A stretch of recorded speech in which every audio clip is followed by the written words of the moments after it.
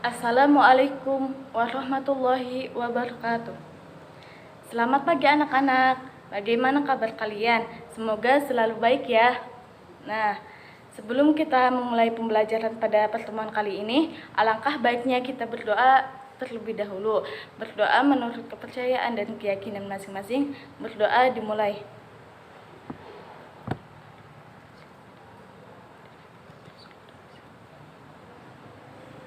Berdoa selesai. Selanjutnya Ibu akan mengecek kehadiran kalian semua ya.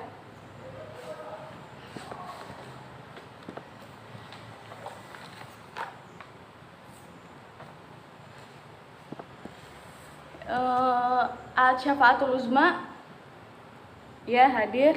Agni Nurul Azizah ya hadir. Hikmatun Nisa ya hadir. Nila Fauziyah ya hadir. Siti Ulfa Bilqis ya hadir. Nah, alhamdulillah semuanya berangkat ya. Semoga seterusnya tetap seperti ini, dimana anak-anak semangat dalam menuntut ilmu. Nah, selanjutnya Ibu akan bertanya kepada kalian. Pada pertemuan kemarin kita membahas apa ya? Apakah ada yang masih ingat? Coba kamu Aat apa? Ya, benar sekali, bentuk molekul. Di mana bentuk molekul ini menjelaskan mengenai tumbukan untuk menjelaskan reaksi kimia. Nah, selanjutnya Ibu akan menjelaskan mengenai materi interaksi antar partikel. Adapun KD yang digunakan pada pertemuan kali ini, kita menggunakan KD 3.7 dan 4.7. Di mana KD tersebut itu menentukan interaksi antar partikel mengenai atom, ion, dan molekul dan kaitannya dengan sifat fisik zat. Selanjutnya, menalar sifat-sifat zat di sekitar kita dengan menggunakan prinsip interaksi antar partikel. Nah, adapun tujuan pembelajaran pada pertemuan kali ini yaitu dengan menggunakan pembelajaran model discovery learning, di mana peserta didik dapat menggali informasi dari berbagai sumber belajar, penyelidikan sederhana, serta mengolah informasi. Diharapkan juga peserta didik dapat menyebutkan, menjelaskan, menentukan, menganalisis mengenai gaya antar molekul dan sifat fisik zat dan kaitannya dengan kehidupan sehari-hari. Nah, selanjutnya sebelum kita membahas mengenai penjelasan materi, Ibu akan bertanya kepada kalian. Nah, di sini apakah ada yang tahu mengenai es teh? Ya, benar sekali. Di mana semua pasti tahu mengenai es teh. Yang dimana pada es teh itu kita tidak jarang lagi atau kita sering temui dalam kehidupan sehari-hari. Nah, Ibu ingin bertanya, apakah keistimewaan dari es teh tersebut? Ya, kamu Aat apa? Oh, esnya yang segar ya. Coba kamu, Nisa apa? Oh, rasanya yang manis. Coba kamu, Agni. Oh, sifatnya yang dingin ya. Nah, itu kan mengenai sifat yang kita amati, mengenai berdasarkan yang kita amati pada es teh tersebut ya. Nah, sekarang Ibu ingin bertanya lagi. Apa keistimewaan es teh tersebut secara ilmiah? Apakah ada yang bisa menjelaskan? Ya, kamu, Ulfa. Ya, benar sekali Ulfa, di mana pada es teh ini esnya tidak tenggelam atau esnya itu mengambang walaupun sifatnya itu zat padat. Ya, benar sekali Ulfa. Nah, di sini apakah ada yang bisa menjelaskan mengenai mengapa pada es teh itu esnya itu mengapung atau esnya itu tidak tenggelam? Coba kamu Nilna. Ya, benar sekali Nilna, di mana pada es teh itu tidak mengalami tenggelam karena struktur kimianya, di mana secara molekuler es membentuk lubang-lubang yang dapat diisi dengan udara atau zat lain, sehingga menyebabkan walaupun es itu berwujud padat, akan tetapi massa jenisnya ringan, sehingga dapat mengambang di air. Benar sekali Nilna. Coba tepuk tangan. Ya, nah itu merupakan salah satu contoh dalam interaksi antar molekul yang diaplikasikan dalam kehidupan sehari-hari. Nah, selanjutnya Ibu akan membagikan LKPD agar kalian dapat berdiskusi secara kelompok, kemudian mempresentasikan hasil diskusinya. Selanjutnya, Ibu akan membagi LKPD kepada kalian, di mana LKPD ini berisi mengenai percobaan gaya antar molekul mengenai penambahan garam dapur yang dimasukkan ke dalam dua larutan, yaitu yang berisi air dan aseton. Ibu bagikan LKPD-nya terlebih dahulu ya. LKPD itu silahkan kalian berdiskusi secara kelompok. Sebelumnya Ibu akan satu kelompok itu terdiri dari 4 orang. Pembagiannya Ibu urut absen ya. Silahkan kalian bergabung secara kelompok dan berdiskusikannya. Selanjutnya kita akan melakukan percobaan sebagai berikut. Yang sudah berisi air, terus setelah itu ada sendok buat mengaduk. Di sini juga ada botol bekas, nih seperti ini, yang bening ya pakainya. Dan ada wadah juga ini, jadi 3 totalnya. Dan setelah itu, mari kita lihat bahan apa aja yang diperlukan. Yang pertama ada aseton, nih bisa kalian dapat dimanapun, di toko kosmetik juga bisa. Terus ini ada pewarna, aku memakai 2 pewarna. Yang pertama pewarna makanan, yang kedua adalah glitter, dan yang ketiga yaitu ada garam dapur. Oke, mari kita langsung ke eksperimen. Oke, kita langsung ke eksperimen. Yang pertama kita lakukan yaitu kita memasukkan air ke dalam wadah.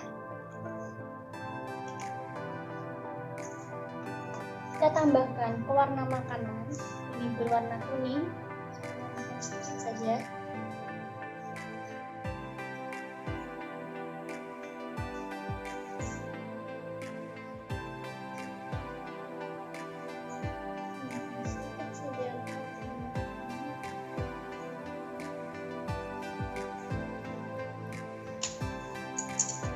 Lalu kita aduk.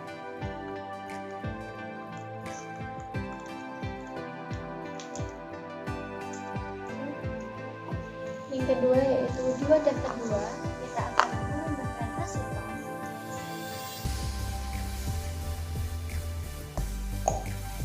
Kita tambahkan aseton.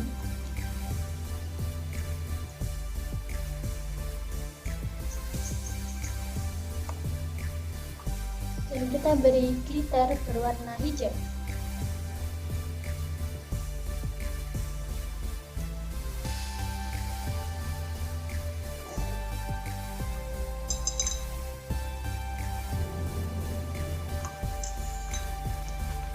Kita aduk. Nah, warna dari glitter ini akan larut di dalam aseton.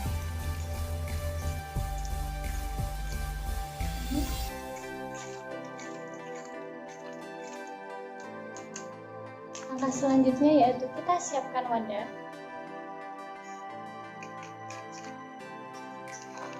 Kita masukkan air ke dalam wadah.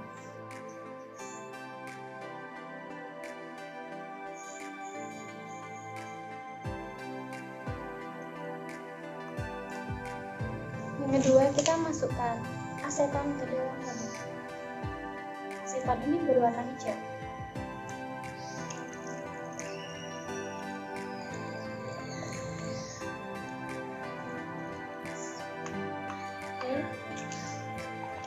Lihat di sini akan ada percampuran warna antara air dan aseton.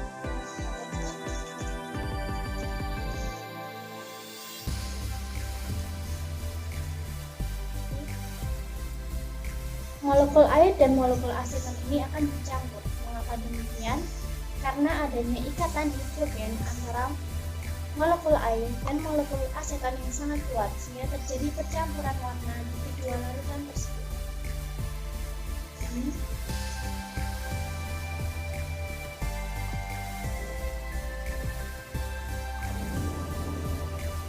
Selanjutnya kita akan memisahkan kedua larutan ini dan menambahkan garam dasar.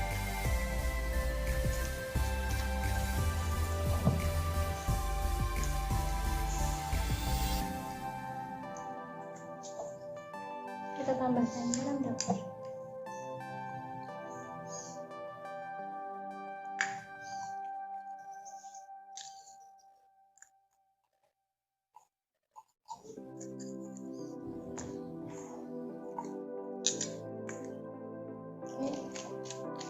Lalu kita kocok.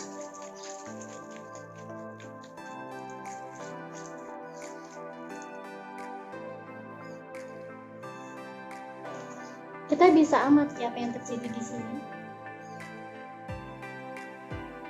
Kita lihat. Oke. Di sini muncul warna hijau kembali. Bisa kita lihat bahwa penambahan garam dapur membuat kedua larutan yaitu air dan aseton menjadi terpisah.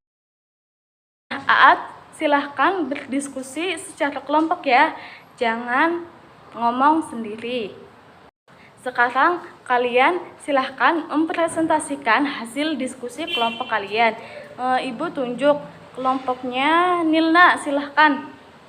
Saya dari kelompok 3, di mana saya sendiri, Nilna, dan anggota saya yaitu Hikmatunisa ingin mempresentasikan hasil percobaan yang telah dilakukan, di mana pada penambahan garam dapur itu yang dilakukan dalam kedua larutan, di mana yang berisi air dan aseton itu dapat memisah disebabkan karena garam tersebut, di mana ketika garam ditambahkan ke dalam larutan, maka ion Na+ dan Cl- akan berikatan kuat dengan molekul air, sehingga terjadi gaya dipol-dipol atau yang disebut juga ion dipol. Nah, benar sekali yang dipresentasikan Nilna dan Hikmatunisa. Tepuk tangan untuk kelompok 3. Apakah ada yang ingin ditanyakan lagi? Ya, silahkan Agni.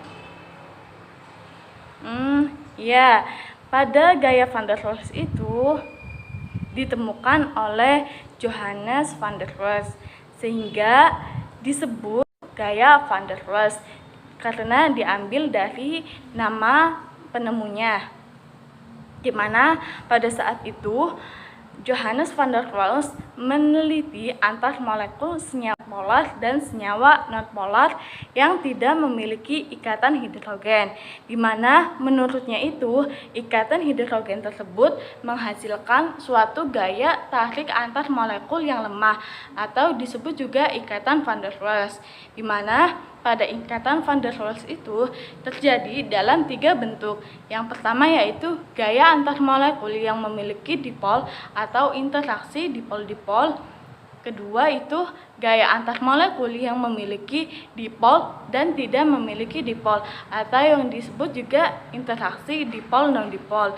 Dan yang ketiga yaitu mengenai gaya antar molekul yang tidak memiliki dipol atau gaya London. Apakah ada yang ingin ditanyakan lagi? Ya, kamu silahkan, Ulfa. Ya, nah, pengaruh gaya van der Waals terhadap titik didih itu, di mana pada interaksi dipol-dipol titik didih dipengaruhi oleh besar kecilnya MR, di mana semakin besar MR maka gaya antar molekul semakin besar. Akibatnya titik didih ini semakin tinggi. Kemudian interaksi dipol non-dipol. Nah, interaksi dipol non-dipol ini, titik didihnya dipengaruhi oleh besar kecilnya Ms juga, di mana semakin besar Ms, maka gaya antar molekul semakin besar. Akibatnya titik didih semakin tinggi. Contohnya itu oksigen dalam air. Nah, interaksi dipol non-dipol. Pada interaksi non-dipol ini titik didihnya dipengaruhi oleh jumlah awan elektron, jumlah Ms, dan bentuk molekul, di mana pada jumlah awan elektron itu semakin banyak awan elektron maka semakin besar titik didihnya, dan pada bentuk molekul itu bentuk molekulnya itu tidak bercabang maka titik didihnya besar. Nah, dari pertemuan pada hari ini, apakah ada yang bisa menyimpulkan mengenai materi yang kita dapatkan pada pertemuan kali ini? Coba kamu, Nisa. Itu Bu, pada pertemuan kali ini kita membahas mengenai gaya van der Waals, di mana gaya van der Waals itu ditemukan oleh Johannes van der Waals, di mana ia meneliti antar molekul senyawa nonpolar dan senyawa polar yang tidak memiliki ikatan hidrogen. Selanjutnya ia menemukan 3 ikatan van der Waals yang terjadi dalam 3 bentuk, di mana gaya tersebut terdiri dari gaya antar molekul yang memiliki dipol-dipol atau yang disebut juga interaksi dipol-dipol. Kemudian yang kedua yaitu gaya antar molekul yang memiliki dipol dan tidak memiliki dipol atau yang disebut juga interaksi dipol non-dipol. Selanjutnya mengenai gaya antar molekul yang tidak memiliki dipol atau yang disebut juga gaya London. Nah, iya benar sekali Nisa. Tepuk tangan buat Nisa. Selanjutnya, apakah ada yang ingin menyimpulkan mengenai pengaruh titik didih terhadap gaya van der Waals? Coba kamu, Agni. Itu Bu, kesimpulan dari pengaruh gaya van der Waals terhadap titik didih itu ketiganya, di mana interaksi dipol-dipol, interaksi dipol non-dipol, dan interaksi non-dipol non-dipol itu tiga-tiganya dipengaruhi oleh besar kecilnya MR, di mana semakin besar MR maka gaya antar molekulnya semakin besar sehingga titik didihnya semakin tinggi. Dan pada interaksi non-dipol itu dipengaruhi juga jumlah awan elektron dan jumlah molekul, di mana pada jumlah awan elektron itu semakin banyak awan elektron maka semakin besar titik didihnya, dan pada bentuk molekul itu jika bentuk molekulnya tidak bercabang maka titik didihnya semakin besar. Benar sekali Agni, tepuk tangan buat Agni. Nah, alhamdulillah kita telah melaksanakan pembelajaran pada pertemuan kali ini, di mana pada pertemuan kali ini kita sudah membahas mengenai gaya van der Waals dan pengaruh gaya van der Waals terhadap titik didih. Pada pertemuan selanjutnya kita akan membahas mengenai larutan elektrolit dan non-elektrolit. Silahkan kalian pelajari dulu di rumah. Selanjutnya, Ibu akan memberi PR kepada kalian agar kalian lebih memahami mengenai gaya van der Waals tersebut. Silahkan kalian pelajari buku cetak pada halaman 58 dan 59. Ya, mungkin Ibu cukupkan pada pertemuan kali ini. Semoga apa yang kita pelajari pada hari ini dapat membawa kebermanfaatan bagi kita semua dan suatu saat nanti dapat kita amalkan. Nah, silahkan berdoa menurut kepercayaan dan keyakinan masing-masing. Berdoa dimulai.